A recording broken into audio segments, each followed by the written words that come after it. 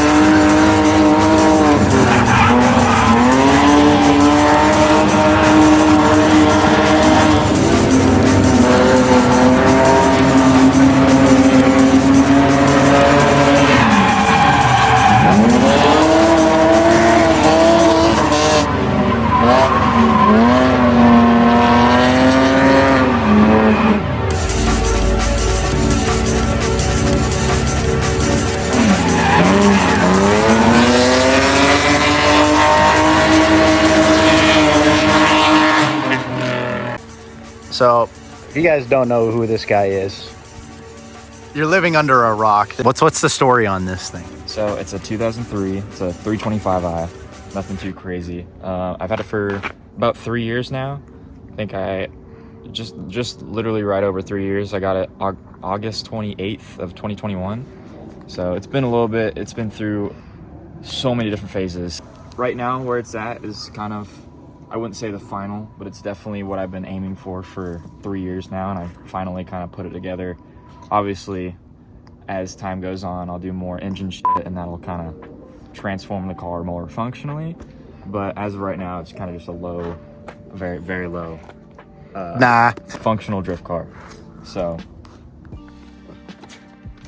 hey, we don't look. Don't worry about it. So, pretty much nothing done to the engine at all. Besides, it's got callus headers. It's got this hot air intake. That's literally it. No tune, stock ECU. As far as other pieces of the engine bay, I do have this chase bays. It's a full chase bays power steering kit, so it's got hard lines. It's got a cooler. I've had power steering overheating issues in the past, way too many, which I felt like I just needed something that would keep that from overheating. So chase bays, power steering cooler. This is aluminum reservoir. It still kind of overflows. This used to be white. It's kind of got that red ATF fluid color now. But I really like chase bays. I have had no issues with this power steering kit. The only thing is that this cap gets really, really hot because it is aluminum. It's actually hot right now, and I just drove the car for about 2 minutes. So other than that, it's got aluminum radiator. Really don't have any overheating issues with this car. The only time I really have has been at Spirit Peaks after hot lapping for a long time, and then it'll kind of go up in temps, kind of come back down, and then it's totally fine. So it doesn't make much power. I do beat the shit out of the car. I'm not like pushing it way past its limits. So that's really it for the engine bay. It's very simple. It doesn't have a secondary air pump, which most of these do still have. So moving on to suspension. Basically, it's Silver's Neomax, and they're true rear coilovers. All these cars, they come with a divorced rear suspension setup, which is a trailing arm and a bucket. But I felt like just to go as low as I can and still have like preload and still like nice functioning suspension for drifting, I decided to go true rear. Cost a lot of money, definitely worth it. As you can see, I'm not sure if you can see in there, what it stands for is it's actual coilovers in the rear. So this is a Part Shop Max subframe to strut, or subframe strut tower. That's right. Strut frame. Cut that. It's a strut tower to subframe brace. So basically, I've drilled holes into this rear, like you can see the little holes cut in the trunk. It's basically a 7-inch long like zinc bolt and nut that runs through my subframe, through the frame, and into this brace, and then this brace goes to my strut towers. So the only way that my strut towers could actually like bust through with the true rears is if it pulled the entire subframe out with it. So really good reinforcements. Love Part Shop Max. They make really, really good stuff. I'm also running Part Shop Max upper control arms for the rear to match that true rear setup. I also have Part Shop Max sway bar end link adapters, so I can mount my sway bar to the upper control arms. So that's most of the suspension in the rear. The front is just Silver's Neomax coilovers. I do have Swiss springs for them. Silver's did valve the struts for the Swiss springs. I'm running 14K Swiss springs in the front, and I'm running 10K Swiss springs in the rear. So overall, it rides amazing. It doesn't rub much at all. It doesn't rub in the rear. It only rubs a little bit in the front.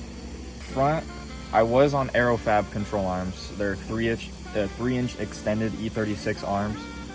You can't extend 46 arms since they're made of aluminum. So we run 36 arms because they're steel, so you can extend them. I also have extended tie rods. I had to drop the subframe, and I did all welding reinforcements. These cars have a lot of issues with the subframes cracking, the subframe mounts cracking. So it's got welded in reinforcements on the subframe mounts and trailing arm and all that good stuff. Bushings everywhere. I think they were rev shift bushings I ended up putting in. I haven't had any issues with them. They're doing great. Basically everything in the rear has been touched by me. As far as brakes, it's just drilled and slotted, just some cheap stuff. I haven't had any issues with it. Brakes pretty good. I've been flat toed many times and these brakes have done just fine. So as far as some drivetrain stuff, it's just a normal Getrag. It's not a ZF, it's a 5-speed. Differential, I'm running a 346 ratio, which is actually an automatic differential out of an automatic 325i. Just kind of helps me since this car only makes about 170 horsepower, kind of helps keep the clutch kicking down, so my clutch has been able to last as long as possible. As far as the interior, this is a 330 millimeter Nardi. I've had this wheel for probably about 2 years now, maybe a year and a half. I love this wheel. It's small, it's nice. It was perfect until my car got broken into and now it's scuffed, so that kind of pissed me off. But it is what it is. It's an eBay chassis mount short shifter. I do have a garagistic selector rod, so it is basically the selector rod kind of keeps the play minimal between the gears, and then the chassis mount short shifter was just like 40 bucks off eBay. One of those is broken on me, but it did last for a year and a half, so I figured, well, I might as well just get another one rather than spending more money because they're so cheap. I'll just run through them, and it's been great for me ever since. Bucket seat. It's a little dirty, but this is a Buddy Club P1 seat. It's a large. I absolutely love this seat and cannot recommend it enough. If you are kind of a skinny guy like me, it just hugs you. It's perfect. That is a garagistic mounts down here. Billet. Highly recommend. So much adjustment. I could literally put that seat anywhere I wanted to. It's not sliders, but I've never been a big quick release guy. I definitely could fit one on here. I don't know, I've never really liked the look of it. I'm very picky when it comes to interior. As you can see, this interior is pretty much almost bone stock, except for bucket seat and steering wheel. It's an OMP hub, and then this is a 1-inch spacer for this Nardi because it's really small, and I don't want to be, holding the wheel like this. I kind of like driving pretty close. But other than that, everything about this interior is stock. All the trim is there. The one thing I do have planned for it is doing a hydro setup, but I'm not going to do the normal hydro like this. I'm actually going to have the hydro mount in the stock handbrake location just as a pull-up. As far as the exhaust goes, it's got callus headers like I mentioned earlier, and then it is a stock resonator to basically a 3-inch straight pipe all the way back. It's pretty loud, it's pretty ignorant. Blast pipes stick out a good solid chunk. It sounds all right. It's loud. That's basically the best way I can explain it. If we move on to the exterior, this is a pre-facelift E46 sedan base model bumper. Kind of a long term for it, but it's actually not made for this car. It's made for the early gen of this car, and it fits right on. I found this lip for it on eBay at like 3 in the morning. Literally $100 rear lip, but I think it honestly looks pretty good. It's definitely taken a beating. That exhaust likes to get really hot and it's kind of melted that thing apart. As far as side skirts, I'd say the side skirts I've taken the most beating out of everything on this car. They are Rieger side skirts. No, they're not E46 skirts. They are Riegers, and they sit really, really, really low. I've had to trim these guys like a solid 1.5 inches, and they still sit just on the ground. I like how they look.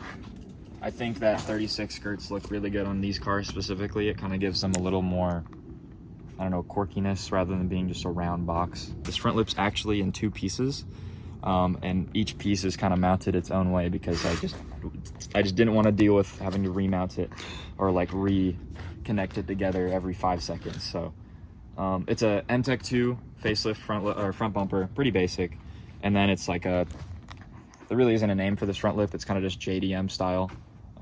You can find it on eBay or K2 Industries, wherever you feel like looking for it. As far as wheels go, the front wheels are my favorite. I will never get rid of these wheels. These are SSR Vienna Courages. I originally got these really baby spec from a buddy in Pennsylvania, and decided I just want to rebuild them, make them fit perfectly with this car. It's stock body still, no over fenders at all. So they're 4-inch lips and 5-inch inner barrels, which makes it about an 18x9 plus 21 roughly. They're super low disc, which is nice. And as you can see, this is 5x114 and there's no adapter. These hubs are actually 5x114 hubs. I had basically converted it from 5x120 to 114. As far as tire size goes, I run 205/35 pretty much all around. All my wheels are roughly 9 wide. It's a small tire size, but I think it fits best with this car, especially with how low it is. Haven't had any rubbing issues. I like to run Atlas UHP tires, super cheap, but they do last a long time since the material's pretty stiff. Tires are a little flat right now, but these are Advent RS2s. Got these from a buddy in Florida. I love these wheels. They might be going away soon, unfortunately, but that'll be in exchange for some other very cool wheels. These are 18x9 plus 45, and there's a 15 mil, or I think it's actually like 14 mil adapter in there. So as mirrors go, they look really cool. No, they're not Ganadors, unfortunately. They are supposedly they're replica E46 M3 mirrors, but they're full chrome. Got these from a buddy in Texas. I actually don't know what they are, but they're really cool and I like them, and they fit on this car. I decided to get these base plates to kind of match it, but super shiny. You can see yourself in there. Just some clear corner lights. These rear lights though, these are, if I ever destroy these at a track day by hitting a wall, I'm gonna be very sad. These are real clear tails for E46s, and that might not sound like anything crazy, but for facelift cars, they never made these ever. They only made them for pre-facelift and for coupes. And so for facelift sedan, they have a different harness, so you can't put the same housing with the same, all that random stuff. Anyways, I had to source these clear taillight lenses from Bulgaria? I think it was Bulgaria. It was some random country over there. Got these lenses, basically took them off the original housings and put them on my facelift housings. And it took longer than I hoped, and it's not the most amazing job, but I think they look pretty good. And they especially look good with this next thing that I'm about to show you guys.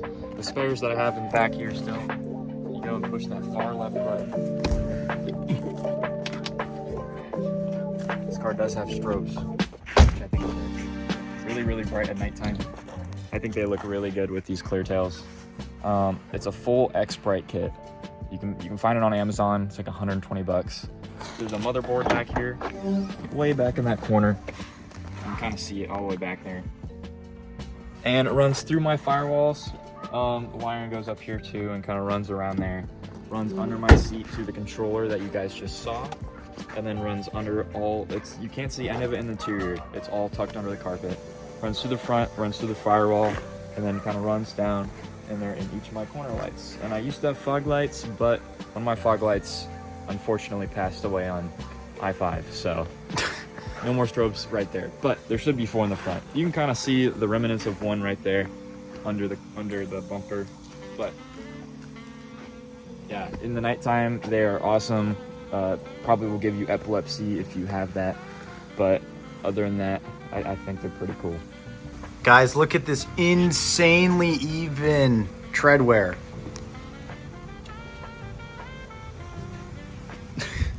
As I mentioned before, these are my main rear wheels. These are the wheels I love to run in the rear. They fit like butter, like probably like this much gap between the fender and the wheel. These are Grenade GX01s. No, they are not Kansai tandems. No, they're not real R34 wheels or R34 GTR wheels, but they're the real reps of them. Early 2000s wheel, full chrome, a ton of inner chrome peel, which is really annoying, but they're shiny on the outside, and that's all that really matters. These are 18x9 plus 30, so they're the same exact spec as an R34 GTR wheel, but an R34 GTR wheel has a different kind of center cap. For any of you wheel nerds, you know what I'm talking about. It's like a full-on cap. Anyways, love these wheels. I don't know if I'll be getting rid of these wheels anytime soon, unless I get a good offer, but yeah.